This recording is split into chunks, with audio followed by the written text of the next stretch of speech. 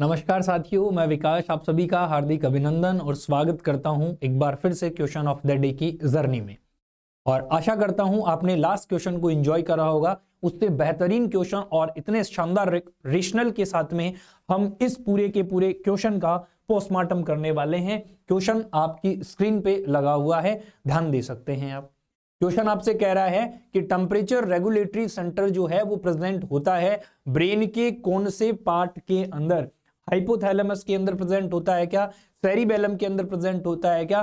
Thalamus के अंदर present होता है क्या? मेडुला ऑब्लंगेटा के अंदर प्रेजेंट होता है क्या? फटाफट से सारे के सारे लोग कमेंट करके आंसर पुट कर देंगे विद इन सेकेंड। अरे यस और नो। चलिए अब कुछ जानकारियां मैं आपको बता दूं कि कौन कौन से पार्ट किस किस के लिए जिम्मेदार हैं। पहले हम बात कर लेते हैं मेडुला ऑब्लंगेटा की। मेडुला ऑब्लंगेटा की जब जब बात करी जाए तो आपको कुछ जानकारियां पता होनी चाहिए कि आपसे पूछा जाए कभी न कभी कि देखिएगा, पहली जानकारी आप मेडुला ऑब्लंगेटा के बारे में ये जाने कि आपसे बार बार पूछा गया है कि हंगर सेंटर किसे कहते हैं, थ्रस्ट का सेंटर किसे कहते हैं, रेस्पिरेशन का सेंटर किसे कहते हैं। ये सारी चीजें तो दिमाग में फीड कर लें। अगर एग्जामिनर कह रहा है किसके सेंटर की बात कर रहा है, थ्रस्ट के सेंटर की। अगर एग्जामिनर कह रहा है हंगर के सेंटर की, अगर एग्जामिनर कह रहा है रेस्पिरेशन या रेस्पिरेटरी सेंटर की, तो जानकारी को ध्यान देना है।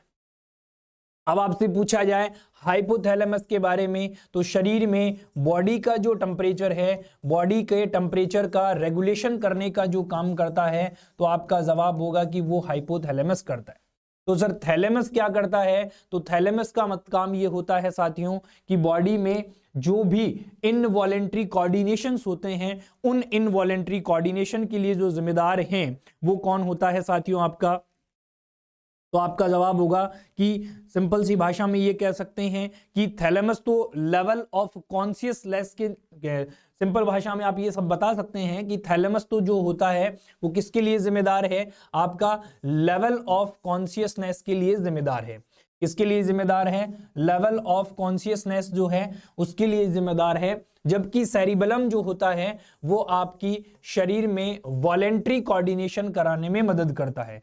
वॉलेंट्री कोऑर्डिनेशन का मतलब ये होता है कि आप चाहते हैं वैसा का वैसा ही मूवमेंट आपके शरीर में करवाता है, और इसे कराने के लिए जो जिम्मेदार है वो कौन है साथियों?